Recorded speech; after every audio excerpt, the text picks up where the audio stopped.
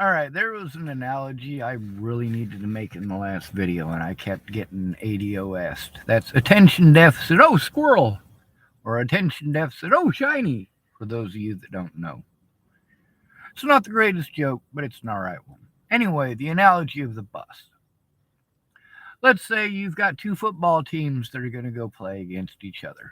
Now, I know this isn't the same analogy that I made in the last one, but let's say these two football teams, they're going to have a football game. Now, whether we have the analogy of one of the buses being me and one of the buses being the people that are threatening to kill me, or maybe one of the buses is the people who are assaulting me, you could use this analogy in multiple situations that I've been in. You could have the other bus be the Bollingers. You could have it be the police in some of these cases. You can have it in some of these cases be the general public. You could have it as far as an analogy towards what the courts did, as well as what Natalie did and my other predators. And mind you, many of these predators that Natalie and I both knew before she was killed, that both of us knew, many of these predators were both of our predators, okay? Both of ours, mine and Natalie's. Now, the analogy with the bus, with preventing someone from going to court. You've got these two football teams that are going to play against each other, and one of the teams slashes the other team's tires. The other team doesn't get to go to the football game. They lose automatically. That is how the law works, folks. If they prevent you from going to court, you automatically lose.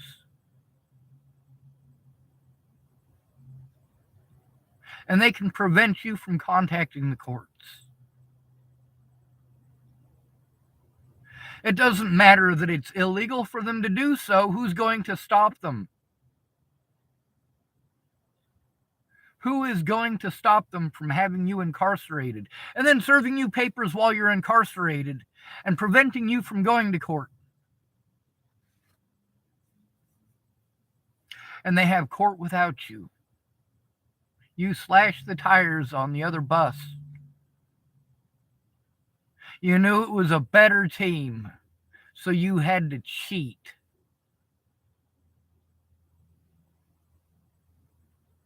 Not only that, you had to gang up on me in groups to try to cut me off from getting help, to try to cut me off from resources,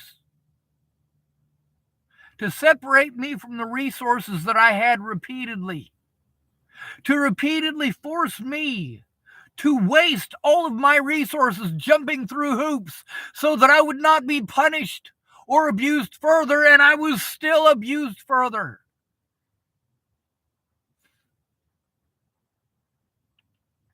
That analogy of the bus,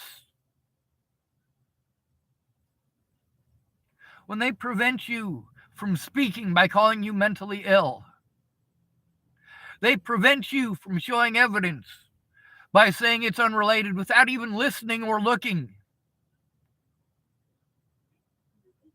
What are you supposed to do? When your public pretenders tell you that they can't do their job because they have an overwhelming caseload, what are you supposed to do? When your public pretenders repeatedly do not show up to court, when on the few times the people do go with you to court, they just postpone it again until there's nobody at court. And they did that repeatedly too. Because if there's nobody else in court with you, they can do whatever they want to do.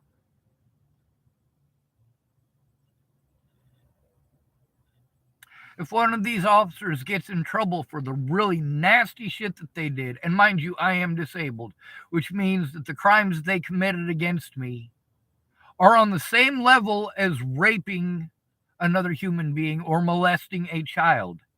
It is called a heinous crime. I am an at-risk adult.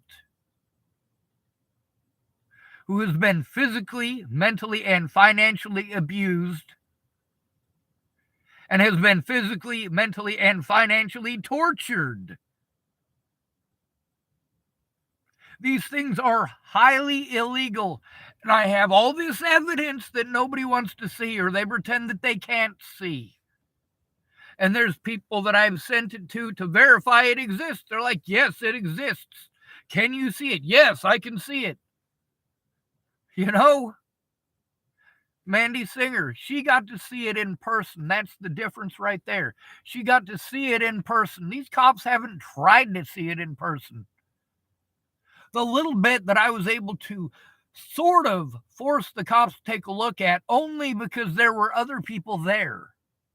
Like at my grandmother's funeral, I was at Nettie's Treasures. Laura Nelson and Graham Milbourne were the two people who were there with me. When that officer showed up and did not do his job, only half of the situation is recorded. Just like at Clearview, only half of the situation is recorded. Just like the situation at the hospital, the only half that they recorded, they didn't record with, they had the body cams.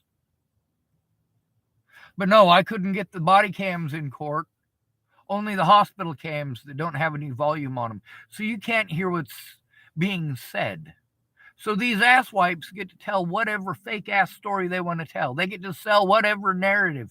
Oh, he was out of control. He was trying to hurt us and we had to take him down. But when you hear the things that were said, you realize that I was telling the truth the whole time. That they tried to feign an assault to help their officers get away with the crimes that they committed. And that's not the only time that happened in Boulder County after Natalie died. There was also the occasion where I literally threatened the life of the President of the United States to try to force the FBI to take a look at all of the fucking evidence that they were ignoring. These crimes were committed across multiple jurisdictions, and their fucking website doesn't work, and they fucking know it. I'm not the only person who tried to get in and fucking do that shit. Mandy Singer also tried to work and navigate that FBI fucking bullshit. It doesn't work. They're not the only ones who tried that with me either. Now, without them speaking up, their words don't mean jack shit. They need to write it down. Mandy Singer, with as fucked up a situation as she's in, she's not capable of writing it down. And I'm sure that it's not my place to tell you guys about all of her health issues, but they do legit exist. All right? But she was able to verify it on this very YouTube, knowing she was being recorded. She read through all of the conversations with me and Natalie, all of them. All of them.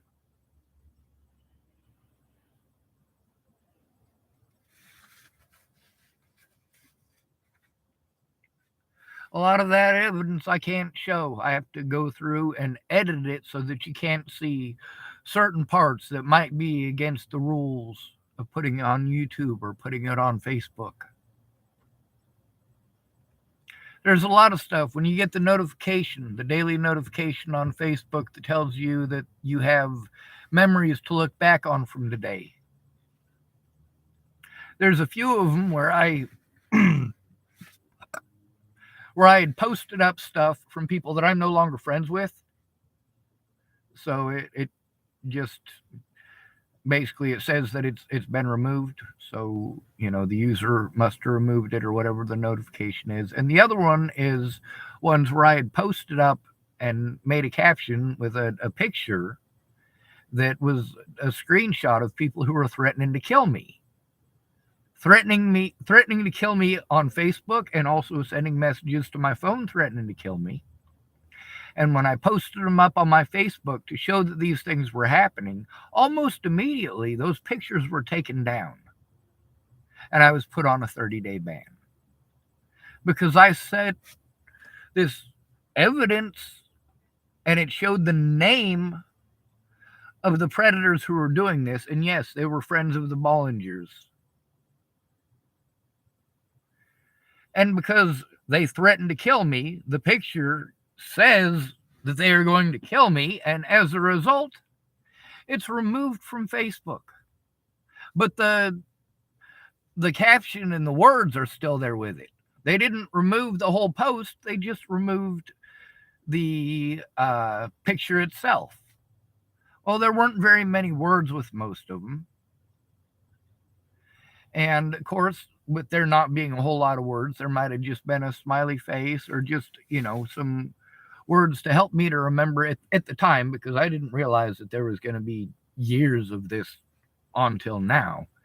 At the very beginning, it was just a little simple note so that I could go back to it and show that I was trying to, when the police would not take my fucking reports anywhere, I made my reports on the internet as best as I could under the conditions that I was under. If you hear me screaming, the more stressed out I am, the more likely I am to come to my computer and vent here for all of you to see. I can reach a lot more people this way.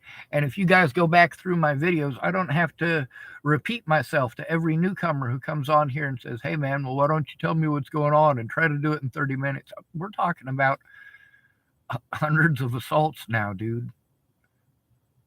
A lot of people say don't generalize. And I'm like, how can I not generalize? I have hundreds upon hundreds of crimes that have been committed against me to turn in. I need to find somebody to go in with me and to stick with me. And I get that it's hundreds, and we won't possibly ever be able to get through all of those. But that's why we've got ones that we've already got started. The stuff that I've been trying to do alone, by myself, that I've been illegally prevented from showing, or they have slashed the tires on my bus. Now let's adjust this analogy just a little bit. Let's say you're on a bus, but they're the homeschool, right? And they're friends with the cops. The team that you got to play against, whether it be in court or people finding you out on the street and assaulting you, which I had to deal with both. What do you do when the hometown cop comes out and arrests the whole bus? Or doesn't necessarily have to arrest the bus, does he? He could just arrest the bus driver. But really, I'm the only one who's actually on that bus.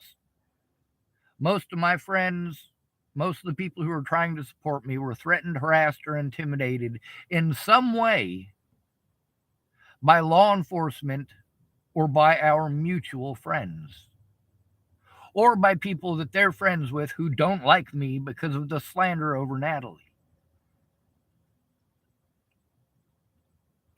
What do you do when it's law enforcement that slashes your tires?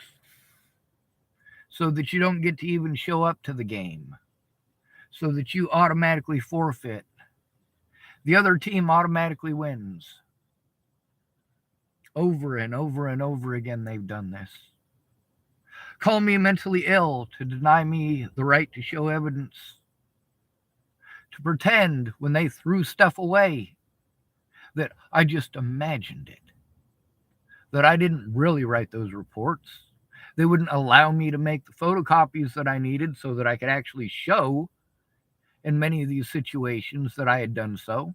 So it's their word versus mine. That's why by the time I was in prison in Lincoln last year, I would take 2 of the kites. A kite is an inmate request form. I would take 2 of the kites and put them together because they're carbon copies. And I'd write on it because you have to turn in both carbon copies at the same time. But that would allow me to have a copy for me as well. So it used up 2 kites for me to make one. Then they wanted to cut me down on the amount of kites that I was allowed to use because they said I was misusing them. Well, they wouldn't allow me to make photocopies.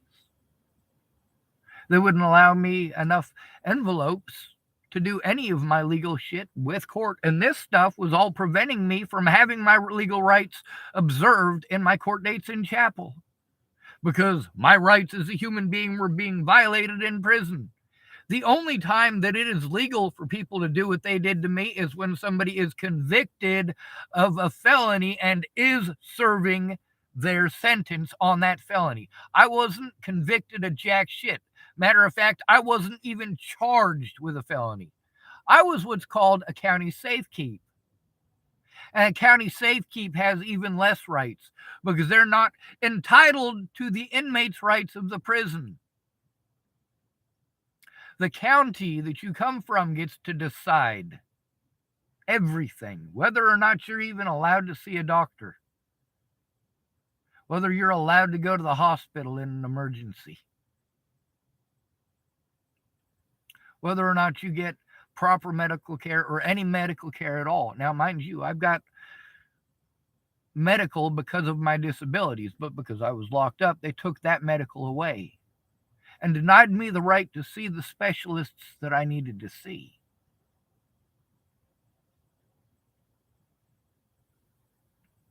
There are so many different ways for them to slash my tires, and they've done it a lot. Everything that they could possibly do. And with people pretending like I'm a bad guy because I told the truth and showed the truth. Because I recorded conversations with actual witnesses who were there for different portions of this, who admitted the things that they should have admitted to begin with. And a lot of these people claimed that they tried, but they had no evidence and they never went in with me. If they'd have gone in with me, I could have helped them to make their reports as well. Not as in writing it for them or telling them what to write down, but as in being there, because part of this is officers who know that they're being turned in, okay, or their coworkers. I could be there for that person's safety if they need that. And many of these people have family and friends that they could have asked to go in with them.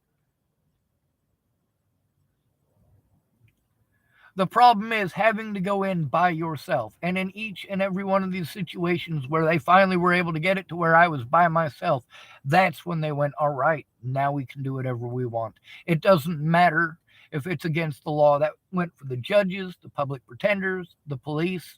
They didn't give a fuck. They just wanted it to be done and over with.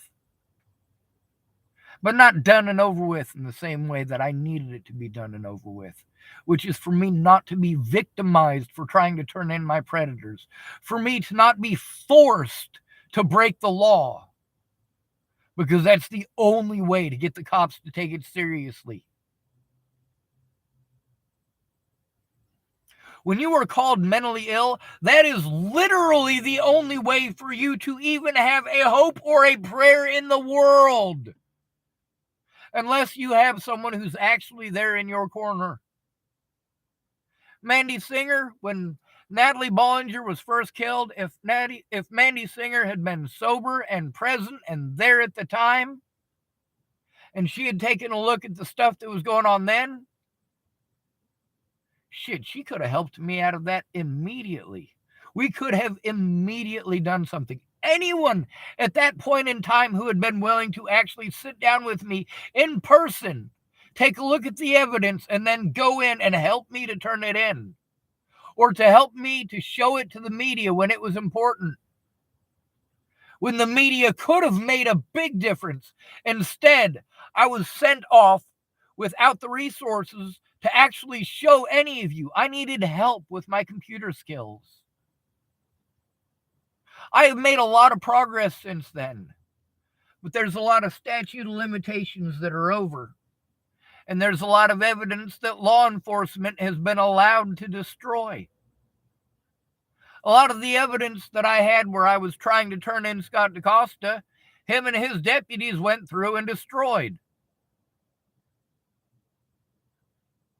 They knew I was trying to show it to the Nebraska State Patrol. I'd made calls to the Nebraska State Patrol specifically about that, live on my YouTube channel and publicly. They're still up.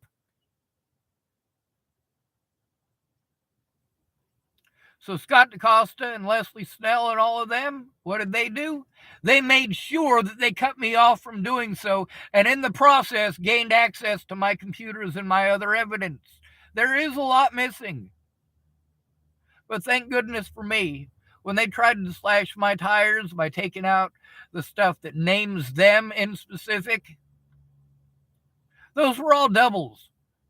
After I record something and download it on my computer, when it does that, it doesn't have a title to it already. I mean, it does, but it's a series of letters and numbers, and I leave it as that series of letters and numbers. I click on it, I right click, I click copy, I go to my desktop, I right click, I click paste. As soon as it is done copying it over to my desktop, I drag it into a file. Well, after it's done downloading into my desktop, I right click it, I go down to rename, I rename the copy. Like, let's say it's another shitty conversation with Scott DaCosta, then I'll type another shitty conversation with Scott DaCosta. And that's what I'll save it in the file under. So they just went into those files and destroyed those portions, the named ones. They had that shit for 7 months. Legally, they were supposed to send it to North Platte, and they never did. They're not allowed to process that fucking shit. The other thing is that the evidence I was trying to show to the Nebraska State Patrol, I got to dig through a bunch of stuff that's just letters and numbers because, well, it's the originals.